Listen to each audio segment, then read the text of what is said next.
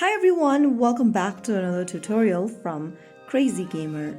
Today in this episode we will be learning how to change gender in Once Human. To change gender in Once Human is super easy. First of all, go ahead and launch open the Once Human game on your device, and once you're inside the game, which looks like this, go ahead and tap on the little star kind of an icon at the top right, this one over here, and in the pop-up that appears on the screen, click on Cosmetics. Inside Cosmetic Options, click on the Styling button at the top left, and under Appearance Preset, select Female. You'll then be able to see your character gender changed. You can now go ahead and customize your character by tapping on the plus button underneath the female tab or the male tab, whichever gender you've selected.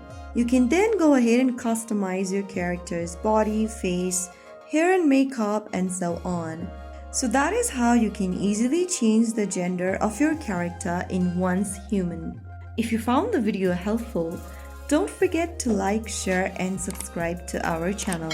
I will be back again in the next episode. Thank you for watching.